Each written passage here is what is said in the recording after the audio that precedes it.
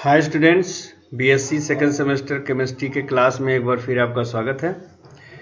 हम लोग bio organic और मेडिसिनल केमिस्ट्री का पॉलीमर चैप्टर्स के मल्टीपल चॉइस क्वेश्चन को सॉल्व कर रहे हैं। इसके पहले हम लोगों ने 5 पार्ट सॉल्व कर लिया है। आज उसी का अगला कड़ी यानी 6th पार्ट है।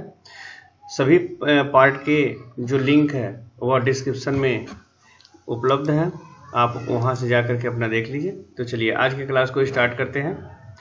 फर्स्ट क्वेश्चन है characteristic properties of Teflon is. इनमें से फर्स्ट ऑप्शन है 2000 poise viscosity, B high surface tension, C non inflammable resistant of heat, D highly reactive. तो इसका सही आंसर है C non inflammable and resistant to heat. Actual में Teflon जो होता है, टेफ्लॉन यह पॉलीटेट्राफ्लोरोएथाइलीन होता है। इसी को टेफ्लॉन को PTFE भी कहा जाता है, PTAF और E भी कहा जाता है, यानी कि पॉलीटेट्राफ्लोरोएथाइलीन एथाइलिन कहा जाता है। यानी कि इसका जो मोनोमर होता है, अगर मोनोमर को देखें तो इस तरह से F2C double bond CF2।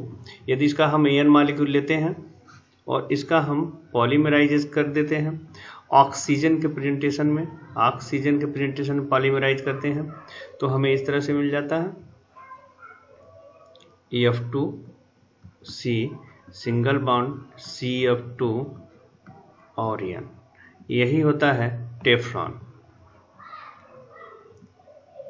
Teflon actual में अनअफेक्टेड होता है। किसका अनअफेक्ट इस पे होता है? तो सॉल्वेंट के थ्रू यह अनअफेक्ट होता है, या फिर बॉइलिंग जो एसिड होता है उससे भी अनअफेक्ट होता है, बॉइलिंग एसिड से। और एक्चुअल में ये ज़्यादा इम्पोर्टेंट होता है क्योंकि एक्वा रेजिया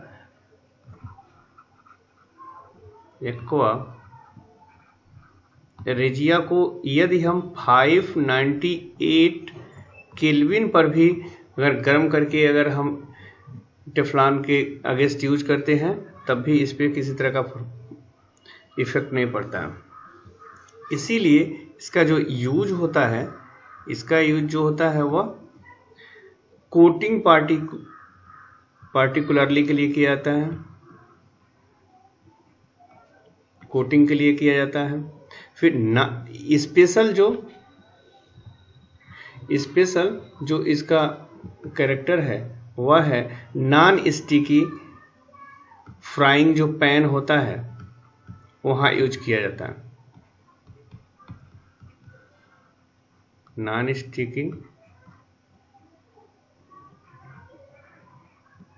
फ्राइंग जो पैन है उसमें यूज किया जाता है, कवरिंग का काम करता है। ठीक है, चलिए नेक्स्ट क्वेश्चन हम देखते हैं। नेक्स्ट क्वेश्चन है which of the following is used in vulcanization rubber.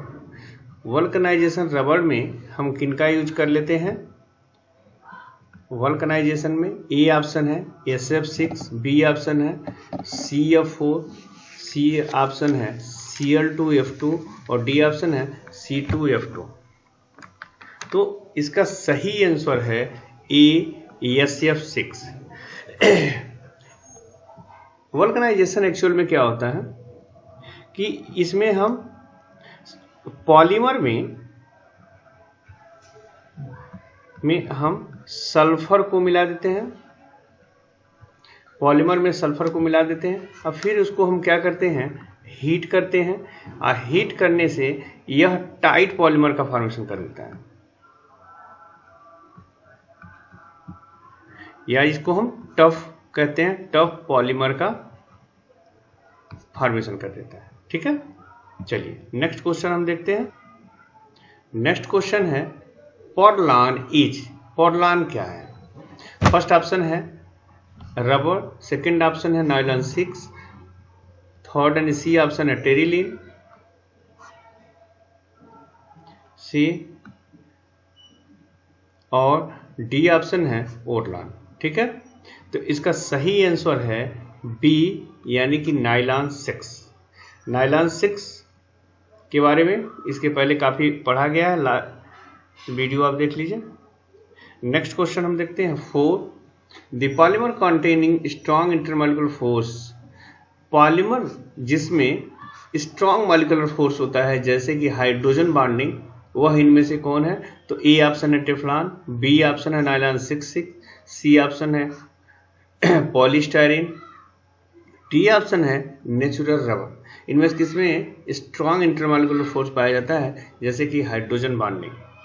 तो सही आंसर है इसका बी नायलॉन 6। नायलॉन 6 में एमाइड लिंकेज होता है। नायलॉन 6 में क्या होता है?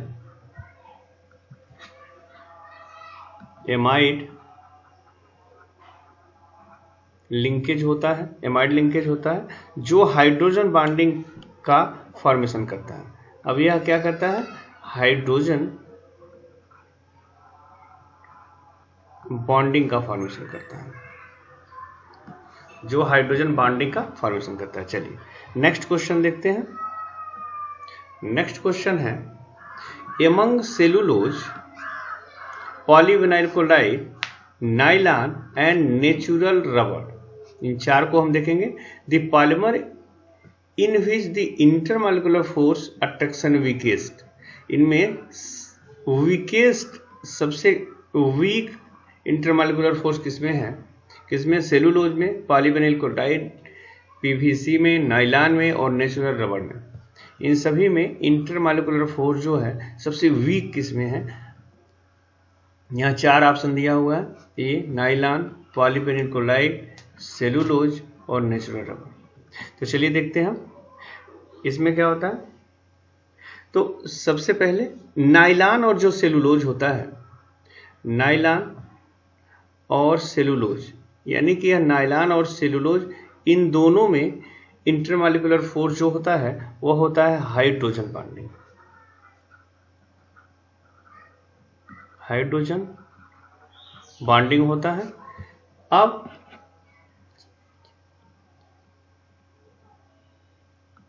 ठीक है, पीवीसी यानी कि पॉलीविनाइल क्लोराइड को देखेंगे। तो पॉलीविनाइल क्लोराइड में जो इंटरमॉलिक्यूलर फोर्स होता है वो होता है dipole dipole interaction. Dipole dipole interaction होता है। ठीक है, अब जो नेचुरल रबर है, नेचुरल रबर में अगर हम देखेंगे, नेचुरल रबर में तो इसमें वंडर वाल फोर्स होता है। क्या होता है?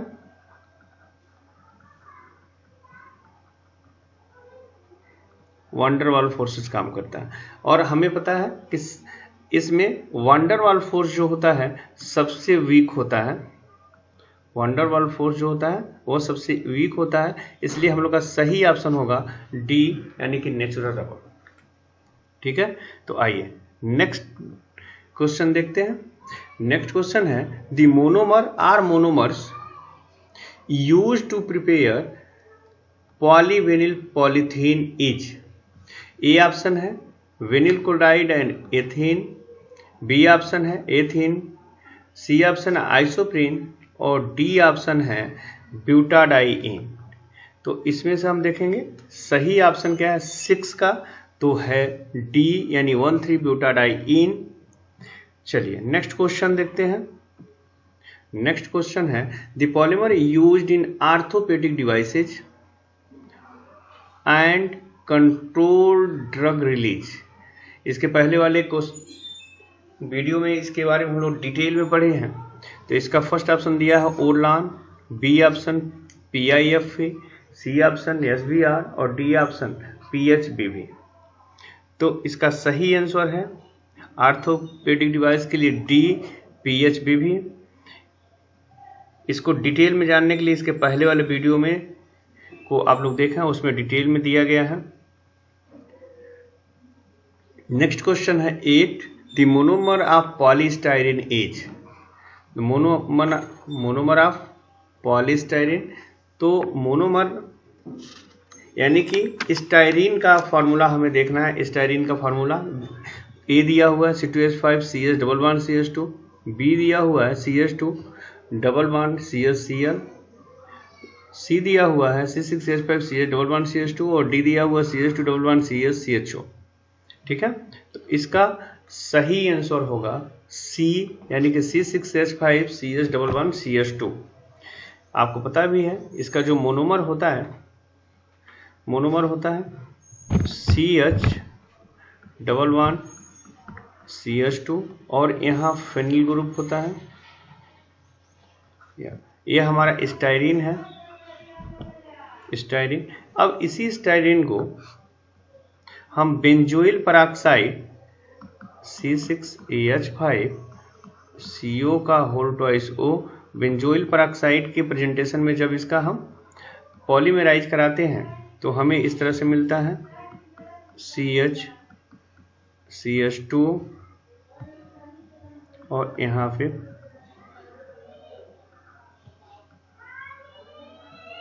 अब ये हमारा हो जाता है पॉलीस्टाइरीन।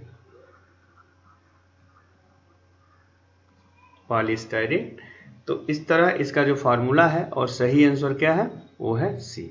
चलिए नेक्स्ट क्वेश्चन देखते हैं 9, A network polymer among the following. इनमें से नेटवर्क पॉलीमर कौन है?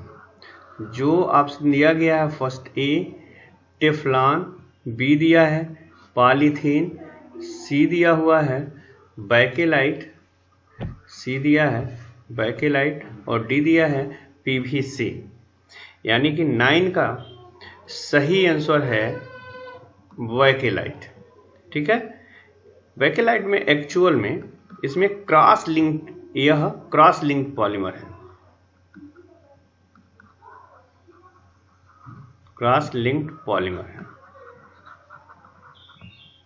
यह एक क्रॉस लिंक्ड पॉलीमर है। चलिए नेक्स्ट क्वेश्चन देखते हैं। नेक्स्ट क्वेश्चन यानी 10, the monomer are monomers used in the preparation of Orlon a substitute for wool. ठीक है, तो ओरलान के प्रिपरेशन में हम किनका यूज करते हैं? तो फर्स्ट ए ऑप्शन दिया है कैप्रोलैक्टम, बी दिया है टेट्राफ्लोरोएथीन, सी दिया है स्टाइरीन एंड 1,3-ब्यूटाडाइईन, डी दिया हुआ है एक्राइलोनाइट्राइल। तो इसका सही आंसर है एक्राइलोनाइट्राइल। ठीक है, चलिए नेक्स्ट क्वेश्चन देखते हैं 11, the polymer used in the manufacture of लैक्वर। ये क्वेश्चन भी इसके पहले आ चुका है। लैक्वर के मैन्युफैक्चर में हम किनका यूज कर लेते हैं? ए बैकेलाइट, बी ग्लिप्टल, सी PVC और डी PHBP। तो इसका सही आंसर है बी यानी कि ग्लिप्टल। ठीक है, नेक्स्ट क्वेश्चन देखते हैं। Teflon, styron and neoprene are all क्या है?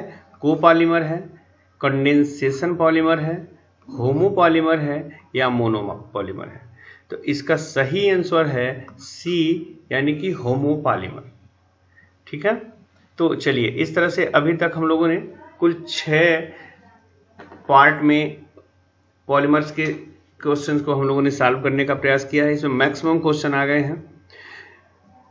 इसको आप पहले पार्ट से लेकर 6ठे पार्ट तक जितना क्वेश्चन है सभी के ऑप्शन को आप पढ़िए और उसके जो ऑप्शन दिए हैं उन ऑप्शन पे भी विचार कीजिए और देखिए कि उनसे क्या क्वेश्चन, नए क्वेश्चन बन सकते हैं। ठीक है, तब तक मिलते हैं अगले वीडियो में कुछ और भी बेहतरीन क्वेश्चन के साथ और कॉन्सेप्चुअल क्लासेज में भी। इसके बाद अब ऑब्जेक्टिव क्वेश्चन के साथ साथ कॉन्सेप्चुअल क्लास का भी वीडियो बनाया जाएगा। देखते रहिए big learn. Okay, thank you.